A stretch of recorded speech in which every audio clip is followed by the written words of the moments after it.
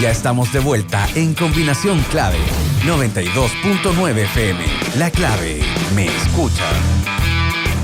Estamos ya con nuestra última entrevista. Estamos con Susana Sierra, presidenta de Chile Transparente y directora ejecutiva de BH Compliance. Susana, ¿cómo estás? Hola, muy bien, gracias. Bueno, tuviste que ha vuelto a ponerse el tema de la transparencia en boga. Hoy día casi todo emana de las decisiones que se toman en la Convención Constitucional, pero para los efectos prácticos ahí hubo una decisión de abrir básicamente las sesiones a que la prensa pudiera mirar, y eso de repente parece transparente, parece que fuera suficiente, pero todos sabemos que la transparencia no necesariamente revela lo que efectivamente está ocurriendo. Es un mecanismo y me parece extraordinariamente útil, pero queríamos ver qué tanto han empezado a darse, así como ha evolucionado mucho la situación política, la situación judicial incluso, qué tanto tú sientes, Susana, que este país está sabiendo más de cosas que la gente debiera saber. Bueno, gran pregunta. La verdad es que hay un tema que muchas veces pensamos que cuando se sabe más es como que ahora el país fuera más corrupto, pero es como tú dices, muchas veces se saben más cosas que antes no se sabían, y en esto ha ayudado claramente la prensa, también ayuda la tecnología, muchos temas que hoy día tenemos así evidencia en videos que antes no podíamos saber. Por lo tanto, yo sí creo que hoy día se están sabiendo más cosas, pero como lo hemos conversado también en otras oportunidades, a mí lo que más me choca muchas veces de Chile es que escondemos las mismas cosas que aparecen, ¿no? Si es que, por ejemplo, algún partido político sale algo sobre algún político de su partido, perdón por ser redundante, lo terminan protegiendo y es como, no, aquí, aunque la justicia incluso muchas veces se pronuncie sobre el caso y la persona sea condenada, los mismos que son de su sector político, no, esto casi que es una maquinaria y esto es todo invento, en vez de reconocer y de castigar efectivamente al corrupto. Por lo tanto, es verdad que hoy día sabemos más casos, pero yo creo que todavía hoy día queda mucho por avanzar en estos temas, en tomarlo en serio, en saber que son temas que efectivamente ocurren, que no basta solamente con descubrirlo, que se transforme como en el fondo, como en el conventillo, sino que también se tienen que tomar acciones concretas y los mismos pares deben tomar acciones concretas con las mismas personas que se ven involucradas en estos casos. Sí, yo hice intencionalmente, Susana, la referencia a cosas que la gente debiera saber. Y eso es un tema muy interesante porque ¿qué tanto debe saber la gente respecto de determinadas cosas? Por ejemplo, déjame plantearte cosas que en otros países también se discuten. ¿Debe saber, por ejemplo, la gente antes de votar la condición médica del candidato? Ahí pueden ser temas, porque ahí ya nos metemos como en temas más sensibles. Candidato debería ser... Lógico, por ejemplo, debe, por ejemplo, la gente conocer, como pasa en montones de otras partes, que es una cosa estándar. Debe conocer la declaración de impuestos de los candidatos para saber exactamente cuál es su situación. O solamente debemos quedarnos con, como siempre hemos sido en Chile, con el candidato que se presenta, lo escucho, lo sigo, me gusta, no me gusta, listo. La gente claramente debe saber. El tema médico no me atrevo a meterme porque ahí pueden haber temas que son más sensibles, pero claramente los temas de las declaraciones de patrimonio e intereses y saber también cuál es la situación en que ese candidato se encuentra. Hoy día tenemos a un candidato a alcalde que está preso en prisión preventiva, que es Aguilera el alcalde de Aguilera de San Ramón, donde se tuvieron que incluso repetir las elecciones, que ahí hay temas que parecen sorprendentes. Uno dice, ¿cómo un candidato con tal prontuario es capaz de presentarse? O hay muchos en las mismas elecciones que acabamos de tener de alcalde, muchos que habían tenido casos, pero que no habían sido condenados porque había pasado mucho tiempo, en el fondo como por distintas razones, donde se seguían presentando candidatos y ahí también, y por eso también es un llamado a la ciudadanía, el deber de informarse y saber quiénes son y qué están haciendo esos candidatos. En el momento que la persona se presenta a un cargo público, su vida dejó de ser privada en cierto sentido, sobre todo lo que tiene relación con las mismas personas, o sea, con las mismas decisiones que vaya tomando. Por lo tanto, las declaraciones no solamente de patrimonio ni declaración de impuestos, sino que de conflictos de interés potenciales que pueda tener pasan a ser muy relevantes. Bueno, porque no da lo mismo que se tome una decisión si es que existe tal conflicto, porque esa persona se debería abstener. Bueno, de ahí mi punto. Desde hace algún tiempo esta parte se empezaron a introducir variables de transparencia en lo que podríamos denominar la política chilena. Primero fue una ley de lobby, después habrá sido esta declaración de patrimonio, bueno, un montón de otras cosas. Se posicionó el concepto de conflicto de interés como algo que no puede ser tolerado o que debe ser necesariamente conocido. Para que haya un conflicto de interés se tiene que saber cuáles son las partes que entran en conflicto. Y por lo tanto, por eso te preguntaba a ti, ¿dónde está a nivel de sociedad lo que la gente mínimamente merece saber de las personas que reciben su voto, su confianza, y que son fundamentales en si es que les amargan o les mejora la vida? Sí, y ahí en el fondo yo estoy contigo. La gente mínimamente debería saber el tema de los conflictos de intereses, debería saber si es que está tomando una decisión, si es que tiene algún conflicto. Y acá vemos todos los casos que habían de financiamiento irregular de la política, cuando las personas te decían, las mismas empresas se escudaban diciendo, no, pero es que todos lo hacen, no, la política es muy noble, pero después cuando uno se entera de que el mismo senador o diputado que fue elegido, o sea, que fue financiado por cierta empresa, hace una ley o promueve una ley para beneficiar a cierta empresa, y uno dice claramente hay un conflicto, y por eso que la ciudadanía se termina sintiendo engañada y termina diciendo, bueno, hicieron una ley, específicamente, por ejemplo, en el caso de Orpiz, que era presidente de la Comisión de Pesca del Senado y fue pagado en el fondo o fue financiado por Corpesca, una empresa pesquera, donde te dicen, y después él dice, bueno, pero si acá no hay ningún conflicto, ¿qué importa que me pague? Claramente que hay un conflicto, y no solamente la ciudadanía, sino también sus pares deberían haber sabido, porque obviamente que sus decisiones hubieran pesado menos, o se debería haber tenido que abstener de una porque tenía un conflicto, dado que esa empresa le pagaba. Por lo tanto, independiente que incluso ese pago haya sido ilegal, pero más allá que eso, obviamente que sus decisiones van a terminar beneficiando a cierta empresa, y así lo podemos replicar con todos los casos donde se terminó financiando a políticos, y por lo tanto la ciudadanía merece saber esto, y no solo saber, sino que la ciudadanía también tiene que entender que sí tiene un rol en cambiar esta aguja, en poder hacer que las cosas que este tipo de temas no sucedan. El control ciudadano, y bien llamado a nivel mundial la rendición de cuentas, es fundamental para poder combatir la corrupción, y también es fundamental para poder mantener las instituciones y que no se terminen degradando y que no se pierda la confianza total en las instituciones. Hoy día en Chile el gran problema que tenemos es un debilitamiento de instituciones, donde las personas dejaron de creer porque terminaron metiendo a todos en el mismo saco y diciendo, bueno, Carabineros cometió un fraude, así que la institución de Carabineros se ve degradada.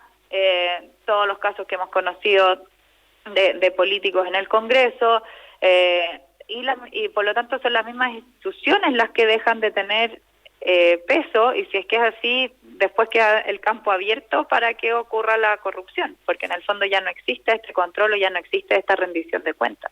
Sí, estamos conversando con Susana Sierra, presidenta de Chile Transparente y directora ejecutiva de BH Compliance. Sí, ahora, distingamos dos cosas que son, una de psicología social, digamos, que es la reticencia, pero fundamental, de las personas a aceptar que aquello dañino que pasó fue su responsabilidad o tuvo responsabilidad en aquello. Siempre existe esta tentación de encontrar a alguien que es culpable de algo y que, por cierto, ese culpable no tiene nada que ver conmigo. Y desde ese punto de vista, los políticos son perfectos para eso. Les puedes achacar lo que tú quieras. Hoy día, como tú muy bien decías, después de conocerse varias situaciones tremendamente duras en términos de corrupción en el Ejército y en Carabineros, bueno, alguien que quiera desligarse de un problema particular en el tránsito incluso puede llegar y decir, echarle la culpa a Carabineros como una institución corrupta para intentar minimizar su propia responsabilidad. Pero, siendo eso así, ¿cuáles son los instrumentos nuevos, Susana, que se han empezado a generar en el país para que nosotros podamos aquilatar a ver qué tan transparentes somos en nuestra propia gestión, en la gestión de gobierno, en la gestión empresarial, en la gestión judicial? ¿Qué tanto podemos llegar a través de mecanismos que existen a saber el nivel de transparencia que tenemos? Bueno, la verdad es que hoy día tenemos mecanismos, creo que todavía falta mucho por mejorar. Está el mismo tema de la ley de transparencia y el registro de lobby, donde se puede ver con quién se junta cada parlamentario. Lamentablemente es una plataforma que no es infalible, muchos ni siquiera declaran, ¿no? O se juntan simplemente por el lado, y también termina siendo como la responsabilidad de la persona de declararlo, más allá que exista todo este control. Yo creo que la tecnología también nos puede llevar tal vez a nuevas herramientas, pero yo creo que lo principal, y más que esperar como que termine habiendo magia y exista el control total, yo creo que lo personal es que cada uno también entienda que puede terminar cometiendo corrupción y que no se tiene que autojustificar en acciones. ¿Cuántas veces, y lo hemos visto, y seguramente todos nosotros, no, es que no nos gusta la ley y no nos gusta el toque de queda, entonces, bueno, no cumplimos el toque de queda o el tema de los aforos, porque en el fondo como que es una autojustificación, dado que la ley ya lleva mucho tiempo, la ley no tiene mucho sentido. Por lo tanto, así, con pequeñas cosas del día a día, podemos terminar cometiendo actos corruptos, por así decirlo, o al menos en áreas grises y que van contra la ética. Y así también es como cada uno termina actuando, y lo principal, y yo creo que la mayor herramienta que podemos tener, es denunciar si es que efectivamente se ve algo. Si es que uno analiza todos los casos que han ocurrido, todos nunca son de una sola persona, y siempre hay muchos cómplices, siempre hay muchas personas que vieron que algo estaba ocurriendo, pero en mentalidad chilena siempre es mejor no se meta donde no le importa, así como nos enseñaron las abuelitas seguramente. Tenemos esa mentalidad, y yo creo que acá es donde se tiene que producir el cambio de decir sí nos importa, y en el fondo, y sí importa, porque finalmente eso termina degradando las instituciones, termina degradando la confianza, y finalmente termina evitando que el país salga del subdesarrollo y llegue al desarrollo. Por lo tanto, si llegáramos a tener esa conciencia, y si usáramos los mecanismos de denuncia que existen, que se usan muy poco. Nosotros en Chile Transparente tenemos un canal de denuncia que es denunciacorrupción.cl, y efectivamente nos llegan denuncias, pero mucho menos de las que deberían llegar. También la Contraloría tiene sus propios canales, y hoy día existe un proyecto de ley respecto a crear como un canal de denuncia, así como universal, donde cada uno podría ir a denunciar. Las mismas empresas los tienen, pero lo que pasa, y lamentablemente cuando nos enteramos de los casos, es cuando ya quedó la embarrada, en el fondo, cuando ya pasa algo mucho más allá, es que no lo logramos evitar, o en el fondo ya el daño terminó siendo demasiado grande. Si es que la misma ciudadanía, o en el fondo las mismas personas, fueran capaces de poder decir en un canal seguro, con anonimato y todo, para que se empiecen a investigar ciertos casos, seguramente muchas cosas se frenarían antes incluso de que ocurrieran. Y acá un caso interesante que no tiene que ver ni con grandes sumas de dinero ni nada por el estilo, pero es el caso de la Clínica Las Condes, que ha producido tanto revuelo, donde efectivamente una haciendo como autoridad o como control de poder adquiere un bien que no le correspondía, es muy bueno el ejemplo para demostrar de cómo efectivamente funciona la corrupción. Generalmente cuando ocurre es una persona que tiene una posición de poder o que tiene en el fondo acceso, más poder que el resto. claro, o que tiene acceso a algo que los otros no tienen, digamos. Exactamente, y que sabe que generalmente esa persona sabe que no va a ser controlada. En el fondo, incluso la definición de Transparencia Internacional respecto a la corrupción es el abuso de poder sobre otro, o sea, lo lleva al tema de poder. Si es que efectivamente, e incluso el lema de la Estrategia de Transparencia Internacional al 2030 es que el poder rinda cuentas para el bien común, o sea, si es que efectivamente ese poder se usa para el bien, no debería existir la corrupción, pero lamentablemente cuando hay concentración de poder no existe esta rendición de cuentas de parte de la ciudadanía, por eso que no hay ninguna dictadura en el mundo que no haya sido corrupta, donde efectivamente no existe como esta contraparte que te vaya a controlar. En el caso de la Clínica Las Condes se dan perfectos todos estos elementos, o sea, llega el presidente, que es la persona que tiene más poder dentro de la clínica, adquiere un bien y lo denuncian. Y en el fondo, y ahí, bueno, se puede dar otro caso ya más laboral, porque a la persona que denuncia la terminan despidiendo.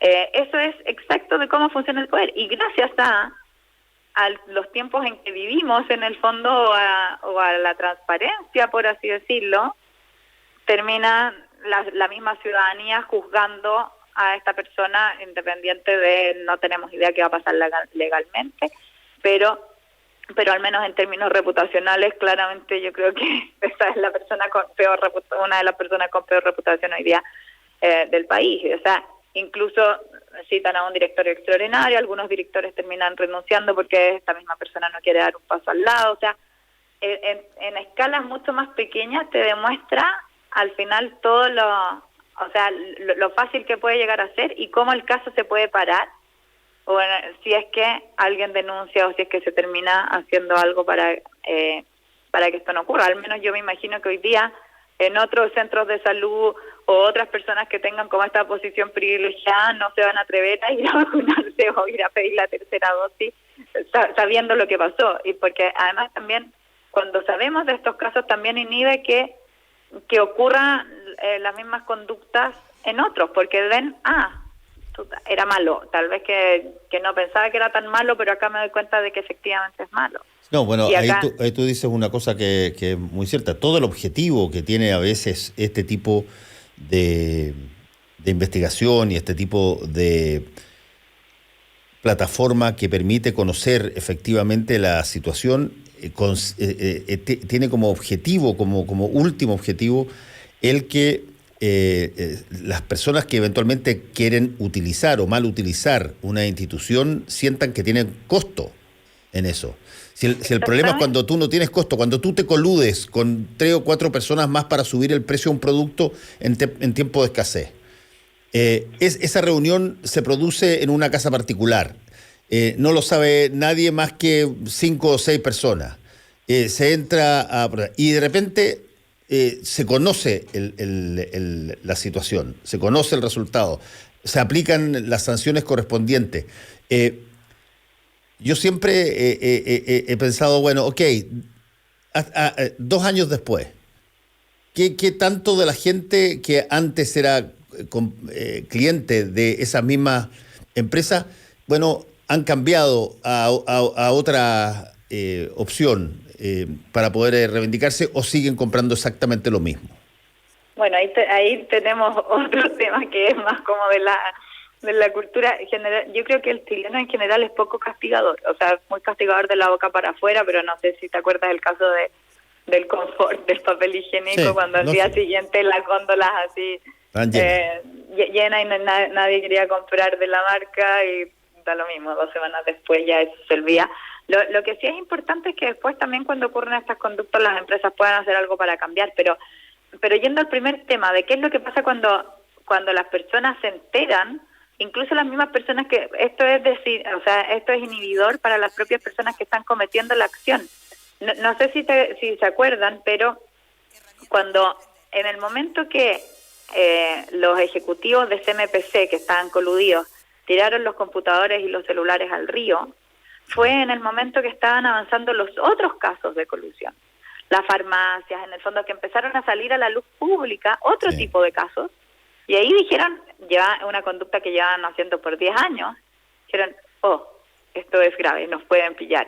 Y ahí tiran los computadores al río. Y por eso que hay técnicas también que se usan, que acá se usan para temas de libre competencia, se está estudiando también usarla para delitos de corrupción, que es la delación compensada. En el fondo, si es que yo creo que me pueden pillar, si es que yo creo que me pueden ver, inhibo las conductas. Entonces, acá no se trata de poner las manos al fuego por todo y decir ya, sí, sean todos muy bonitos, porque no tengo idea cuál es la ética de la persona que está al frente mío, pero sí se trata de decir, si es que tengo más posibilidades que me pillen, entonces estoy desinhibiendo la conducta.